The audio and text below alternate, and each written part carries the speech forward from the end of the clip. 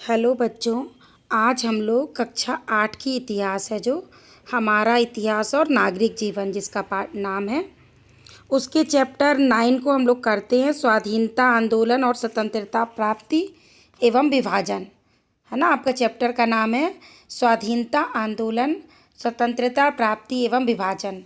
अब शुरू से आप इतिहास पढ़ रहे हैं तो मैं एक लिंक बना करके चलती हूँ ना कि क्या क्या आपने किया। सबसे पहले पाठ 1 था आपका कि यूरोपीय शक्तियों का भारत में आगमन। सबसे पहले आपको ये बताया गया कि यूरोपीय शक्तियाँ भारत आई कैसे थी। यूरोपीय शक्तियाँ माने यूरोप के देश, वो शक्तिशाली देश थे। हमारा भारत देश उतना शक्तिशाली नहीं था उस समय पे। तो हमारे देश में किस तरह से यूरोपीय शक्तियों का, यूरोपीय लोगों का आना शुरू हुआ। फिर दूसरा चैप्टर था आपका भारत में अंग्रेजी राज्य की स्थापना, फिर किस तरह से अंग्रेजी राज्य की स्थापना हुई। तीसरा था आपका चैप्टर कि भारत में कंपनी राज्य का विस्तार, कि अंग्रेज लोग जब आए तो उन्होंने क्या बनाया, कंपनी बनाई, ईस्ट इंडिया। फिर अगला चैप्टर था चौथा आपका भारत में कंपनी राज्य का प्रभाव, ईस्ट इंडिया कंपनी बनाई, उसका विस्तार हुआ। फिर अगले पार्ट में आपने उसका प्रभाव पढ़ा। फिर नेक्स्ट पार्ट में तो आपने पढ़ा कि जब प्रभाव पड़ा कंपनी का तो सब जगह शोषण होने लगा, जुल्म होने लगा। तो फिर उसके बाद क्या हुआ, हम उसका विरोध करने के लिए प्रथम स्वतंत्रता संग्राम किए। तो अगला चैप्टर था आपका प्रथम स्वतंत्रता संग्राम 1857 का, उसके कारण, उसके परिणाम। उसके बाद आपका अगला चैप्टर था ब्रिटिश राज्य के अधीन भारत। पहले तो ईस्ट इंडिया कंपनी ने शासन किया, उसके बाद पूरा ब्रिटिश सरकार ने ही हम लोगों के भारत को कब्जे में ले लिया, तो उसके बारे में आपने पढ़ा। फिर पढ़ा आपने नवजागरण, जब हम गुलाम हो गए पूरी तरह से तो हमारे अंदर कैसे जागरण आया, नई सोच, नया परिवर्तन कैसे आया, ये आपने भारत में नवजागरण चैप्टर में पढ़ा। फिर उसके बाद आपने पढ़ा कि भारत में राष्ट्रवाद का उदय एवं विकास कैसे हुआ, है ना। राष्ट्रवाद की भावना आई, पूरे देश में एक जैसी भावना आई कि कैसे पूरे देश को वो किया जाए। इसके बाद आपका अगला चैप्टर आया स्वाधीनता आंदोलन, स्वतंत्रता प्राप्ति एवं विभाजन। अब आप सोच रहे होंगे कि हम इतना सारे पाठ क्यों आपको बता रहे हैं। पाठ आपको इसलिए बता रहे हैं क्योंकि आपको पता चले कि कैसे कहानी, एक ऐसे नहीं जैसे हम लोग किसी चीज़ की कहानी शुरू करते हैं तो एक लिंक से शुरू करते हैं ना, इसी तरह आपकी जो किताबें बनाई गई हैं, उसके चैप्टर जो बनाए गए हैं वो ऐसे बनाए गए हैं लाइन से, है ना। उसकी जब तक आप लिंक नहीं उसके संग जोड़ेंगे आपको इतिहास समझ में नहीं आएगा। हर काल में जब आप हिस्ट्री पढ़ते हैं तो अभी तो आप छोटे हैं, थोड़ा थोड़ा पढ़ रहे हैं, जब आप बड़ी क्लास में जाएंगे तो आपको एक लिंक के संग पढ़ना पड़ेगा, तभी आपको ये इतिहास समझ में आएगा, नहीं तो नहीं आएगा। तो हम बात करते हैं, आपका पाठ कौन सा है बताइए। आपका पाठ का नाम है स्वाधीनता आंदोलन, स्वतंत्रता प्राप्ति एवं विभाजन।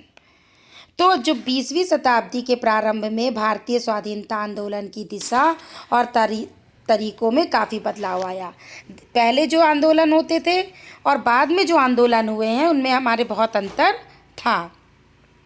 इन दिनों महात्मा गांधी दक्षिण अफ्रीका में थे, वहाँ अभी अंग्रेज गैर अंग्रेजों से भेदभाव होता उन्होंने देखा, जो गांधी जी को भी उनके इस भेदभाव को सहना पड़ा। जब रेलगाड़ी के उस डिब्बे पे बैठे जिसमें सिर्फ अंग्रेज बैठ सकते थे, मतलब उन्होंने टिकट तो ले ली थी उस डिब्बे की जो जिसमें अंग्रेज लोग बैठते थे, लेकिन गांधी जी को उस डिब्बे में बैठने नहीं दिया गया। क्या कहकर उतार दिया गया कि आप श्वेत नहीं हैं। तो वहाँ भारतीयों के साथ जो रंग भेद के कारण जो दुर्व्यवहार होता था वो महात्मा गांधी को अंदर से झकझोर गया और उन्होंने सत्याग्रह आंदोलन प्रारंभ किया। अंत में अंग्रेजी सरकार को झुकना पड़ा तथा सन 1915 ईस्वी में महात्मा गांधी भारत लौट आए। तो अब बात आती है, देखिए इतने जुल्म पूरा देश ने एक साथ जुल्म हुआ, क्योंकि अंग्रेज जो जुल्म कर रहे थे वो सबके संग एक जैसा कर रहे थे, तो हम सब एक हो गए। उस जुल्म ने, उस दास्ता ने हमको एक कर दिया, हमारे अंदर राष्ट्रवाद की भावना भर दी कि अगर हम मिल के लड़ाई नहीं लड़ेंगे तो हम नहीं जीत सकते अंग्रेजों से। तो गांधी जी के नेतृत्व में क्या हुआ, प्रथम गोलमेज सम्मेलन बुलाया गया। 1900 ईस्वी में एक रोलेट एक्ट पास हुआ था। ये भी मतलब क्या था ये रोलेट एक्ट, आप समझते हैं। गांधी जी ने सोचा कि जो 1914 में विश्व युद्ध हुआ था, प्रथम विश्व युद्ध, 2 विश्व युद्ध हो चुके हैं अभी तक, एक प्रथम विश्व युद्ध हुआ था 1914 से 1918 तक, और द्वितीय विश्व युद्ध हुआ था आपका 1939 से लेकर 1945 तक। तो प्रथम विश्व युद्ध के समय महात्मा गांधी के नेतृत्व में भारतीयों ने अंग्रेजों की बहुत सहायता की।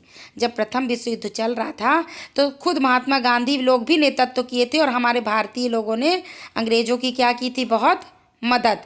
क्यों की थी मदद? गांधी जी ने सोचा कि इस युद्ध की समाप्ति पर अंग्रेज देश को आज़ाद कर देंगे। हम लोग इसलिए मदद कर रहे थे कि हो सकता है इस जीत के बाद अंग्रेज क्या करें, हमको स्वतंत्र कर दें। लेकिन ऐसा नहीं हुआ। ब्रिटिश सरकार ने कांग्रेस और क्रांतिकारियों की बढ़ती हुई शक्ति का दमन करने के लिए 1919 ईस्वी में रोलेट एक्ट पास कर दिया, जिसके अंतर्गत सरकार किसी भी व्यक्ति को बिना मुकदमा के कैद कर सकती थी। गांधी जी ने फरवरी 1919 ईस्वी में इसके विरोध में सत्याग्रह आंदोलन प्रारंभ किया। तो मतलब जब ब्रिटिश सरकार को, एक तो हम लोगों ने उनकी युद्ध में सहायता की, तो उसको हमको स्वतंत्र करना चाहिए, उसके बजाय उसने क्या कर दिया, रोलेट एक्ट ले आया। और ये रोलेट एक्ट क्या था? रोलेट एक्ट ये था कि सरकार किसी भी व्यक्ति को बिना मुकदमा के, बिना उसकी सज़ा, कुछ जुल्म बताए, उसको कैद कर सकती है। ये तो और गलत बात हुई। तो इसी का विरोध करने के लिए सत्याग्रह आंदोलन 1919 में हुआ। तो आप देख रहे थे सरकार, अंग्रेज़ों ने हम लोगों के ऊपर कितना जुल्म ढाया। अभी भी हमें ये सब चीज़ें क्यों पढ़ाई जा रही हैं, इतिहास, ताकि हम सचेत रहें। आज भी चीन वगैरह देश हम लोगों को गुलाम बनाने के लिए तैयार बैठे हैं। तो हमें अपने देश के प्रति पहले अपने व्यक्तिवादिता को हटा करके देशवाद, राष्ट्रवाद की भावना को रखना है, राष्ट्र के हित को ध्यान में रखते हुए कार्य करना है। फिर आए इसी तरह हिंसा, सत्याग्रह आंदोलन। इस तरह से आपके इस चैप्टर में आपको यही बताया गया कि किस तरह से हम लोगों ने आंदोलन किए थे। तो हम आते हैं अपने अभ्यास कार्य की ओर। पहला बहुविकल्पीय प्रश्न है आपका कि रोलेट एक्ट पास किया, किस सन में रोलेट एक्ट पास किया था? अभी हमने आपको बताया ना, सन 1919 ईस्वी में। ठीक है। अगला है आपका, प्रथम गोलमेज सम्मेलन हुआ, कब हुआ था प्रथम गोलमेज सम्मेलन? सन 1930 में। अगले छोटे छोटे प्रश्न हैं, अति लघु उत्तरीय आपके, जिसका पहला प्रश्न है आपका, गांधी जी ने सत्याग्रह आंदोलन किस सन में शुरू किया? उत्तर है गांधी जी ने सत्याग्रह आंदोलन सन 1919 में शुरू किया था ना, रोलेट एक्ट के विरोध में शुरू किया था। दूसरा प्रश्न है आपका, 13 अप्रैल 1919 को कौन सी घटना घटी थी? तो उत्तर है आपका 13 अप्रैल को 1919 को जलियांवाला बाग हत्याकांड की घटना घटी थी। ये घटना आपने सुनी होगी, जलियांवाला बाग हत्याकांड। क्या हुआ था यहाँ पर? ये अमृतसर में एक जलियांवाला बाग है, बगीचे के जैसे नाम होते हैं, है ना, हर बगीचे का। तो वहाँ पे जलियांवाला बाग था। वहाँ पर क्या की थी, एक सभा बुलाई थी। तो बहुत सारे भारतीय वहाँ इकट्ठे हो गए थे और अंग्रेज़ों ने बिना कुछ बताए अंधाधुंध गोलियाँ चला दी थी।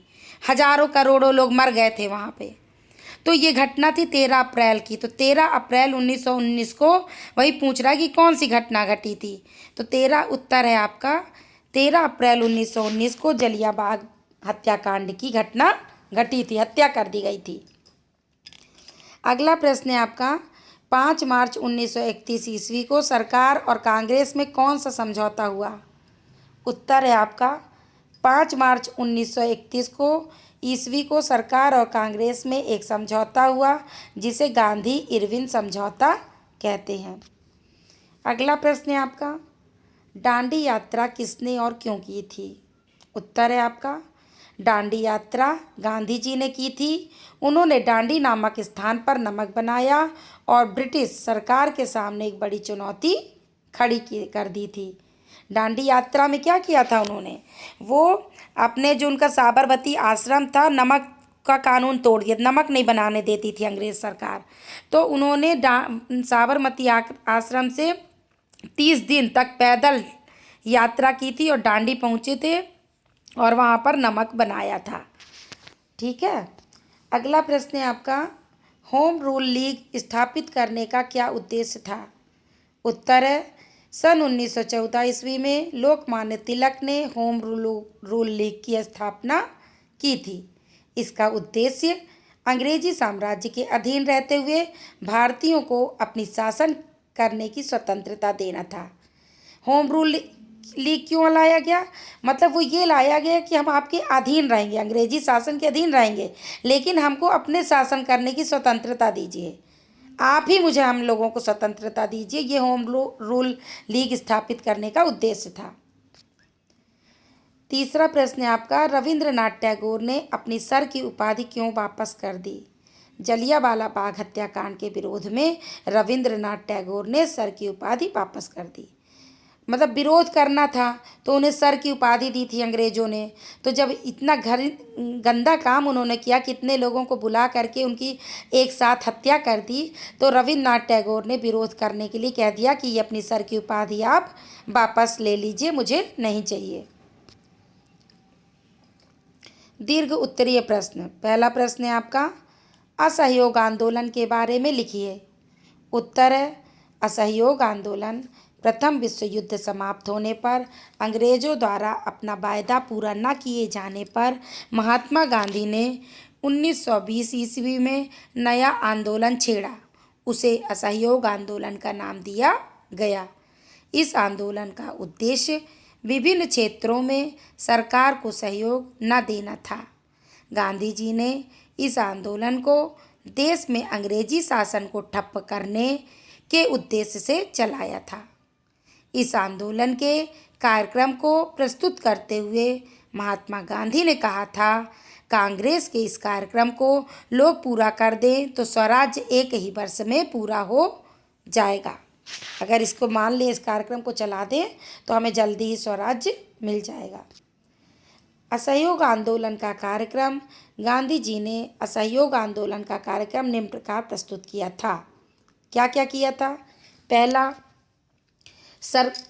है आपका, सरकारी शिक्षा संस्थाओं का बहिष्कार किया।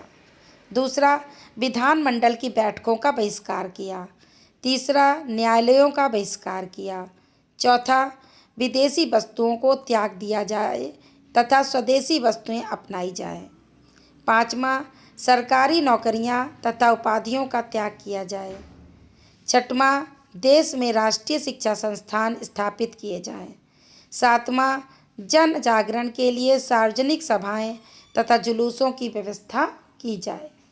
तो इस तरह से ये उनके कार्यक्रम थे। इस तरह आपका प्रश्न सब उत्तर हमने पहले पाठ का और ये सब पाठ को पढ़ें। प्रश्न उत्तर करने से पहले आप पाठ को पढ़ लें, और हमारे द्वारा इस पाठ को वीडियो पोस्ट है। वीडियो का जो लिंक है बॉक्स में दिया गया है, PDF आपको दिया गया है। तो आपको कैसा लगा ये वीडियो ज़रूर बताएं। धन्यवाद।